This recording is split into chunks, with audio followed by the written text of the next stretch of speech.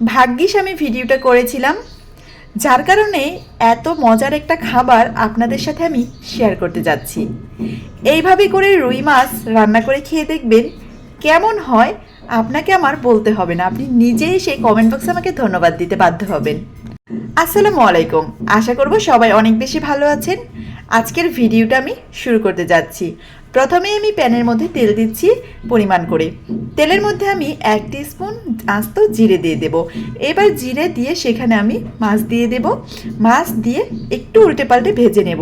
তবে মাছটা বেশি ভাজা যাবে না। যখন জিরে থেকে একটা সুন্দর স্ট্রং ফ্লেভার চলে আসবে আর মাছটাকে 2-3 বার উল্টে দিবেন, তারপরে নামিয়ে নেবেন। এবারে আসি মাছ ম্যারিনেট করার কথা নিয়ে। যেহেতু আমি মাছটাকে খুব অল্প ভাজবো, তাই অবশ্যই এই মাছটাকে আমার একটু প্রসেসিংটা অন্যভাবে করতে হবে। আমি এই মাছটাকে ম্যারিনেট করে রেখেছিলাম 10 মিনিট। আমি কিন্তু এই মাছটাকে হলুদ, মরিচ, জিরে গুঁড়ো, ধনে গুঁড়ো এবং আদা রসুনের পেস্ট এই কয়টা জিনিস দিয়ে ম্যারিনেট করে 10 মিনিট রেখে দিয়েছিলাম ঢেকে। তারপর মাছটাকে আমি এইভাবে হালকা আঁচে ভেজে নিয়েছি, ভেজে নামিয়ে ফেলেছি। আমি মাছটাকে কিন্তু বেশি ভাজিনি, দেখতেই পেয়েছেন। একই তেলের মধ্যে আমি পেঁয়াজ কুচি দিয়ে দেব 1 কাপ। এবার 1 কাপ পেঁয়াজ কুচি একটু ভেজে নেব। যখন ব্রাউন হয়ে যাবে তখন এখানে 1/2 কাপ পানি অ্যাড করে দেব। 1/2 কাপ পানি অ্যাড করে দেওয়ার পর 2 স্পুন আদা রসুনের পেস্ট আর একটা আস্ত টমেটো ছোট ছোট পিস করে কেটে দেব। এবার সিক্রেট মশলা দিয়ে দেব আর সাথে দিয়ে দেবো স্বাদ মতো লবণ। আপনারা এখানে রেগুলার রান্নার মশলাগুলো ব্যবহার করবেন। যেই মশলাটা আপনারা প্রতিদিন মাছ রান্নাতে ব্যবহার করছেন, ঠিক সেই মশলাগুলো এখানে পরিমাণ করে দিয়ে দিবেন। এবার মশলার সাথে যখন টমেটোটা ভালো করে মিশে যাবে, মানে কষানো হয়ে যাবে, উপরে একটু তেল চলে আসবে, তখন এখানে মাছ দিয়ে দিতে হবে। আর অবশ্যই কিন্তু এটা মাথায় রাখবেন যে টমেটো যেন মশলার সাথে খুব ভালো করে মিশে যায়। তারপর মাছ দিয়ে এটাকে একটু ভালো করে মিশিয়ে নিতে হবে। আমি কিন্তু রান্নাতে খুব কম তেল ইউজ করি। যারা আমার রেগুলার রান্নার ভিডিওগুলো দেখছেন তারা অবশ্যই জানেন, তাই আপনারা কিন্তু আপনাদের পরিমাণ মতো তেলটা দিয়ে নেবেন। এবারে এখানে 1 কাপ পানি দিয়ে দেব।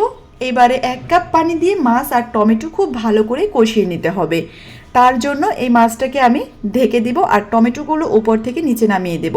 মানে মাছের উপরে যে পেঁয়াজ বা টমেটো লেগে আছে ওগুলোকে একটু নিচে দিয়ে দিবেন। তারপর আস্ত 3-4টা কাঁচামরিচ মাঝখান দিয়ে ভেঙে আমি দিয়ে দিয়েছি। 10 মিনিট পর ফিরে এলাম। দেখুন পানি কিন্তু পুরোটাই শুকিয়ে গেছে আর উপরে কিন্তু তেল তেল ভাব চলে এসেছে। এই মুহূর্তে আমি এখানে 1/2 কাপের মতো পানি অ্যাড করে দেব। পানি অ্যাড করে দিয়ে কিন্তু আর ঢেকে দেওয়া যাবে না। এবার চুলার আঁচটা হাই হিটে করে দিতে হবে। হাই হিটে করে দিয়ে এই মাছটাকে ভালো করে ভুনা করে নিতে হবে। আপনারা কিন্তু 2 ধাপে পানিটা দেবেন, না হলে কিন্তু মাছ থেকে একটা ব্যাড স্মেল আসবে, সেটা খেতে পারবেন না। এবারে আমি উপরে ধনিয়া পাতা অ্যাড করে দেব যখন আমার এখানে পানি 80% শুকিয়ে যাবে। তারপর ধনিয়া পাতা দিয়ে আমি এটাকে দমে বসিয়ে রাখবো। মিডিয়াম টু লো আঁচে আমি 5 থেকে 7 মিনিট দমে বসিয়ে রেখেছিলাম। এইবারে আমি খুন্তি দিয়ে নেড়ে দিচ্ছি। নেড়ে দেওয়ার পরে দেখুন যে কত সুন্দর একটা কালার এসেছে। বাই দ্য ওয়ে রান্নাটা আমার কিন্তু প্রায় কমপ্লিট হয়ে গেছে। এবার আমি চুলার আঁচটা বন্ধ করে দেব। এইভাবে করে আপনারা বাসায় একবার ট্রাই করবেন, কেমন হয় অবশ্যই কমেন্ট বক্সে জানাবেন। আজকের ভিডিওটা যদি আপনাদের ভালো লেগে থাকে তাহলে ভিডিওটা লাইক আর শেয়ার করে দেবেন। সো ভালো থাকবেন সবাই। আসসালামু আলাইকুম।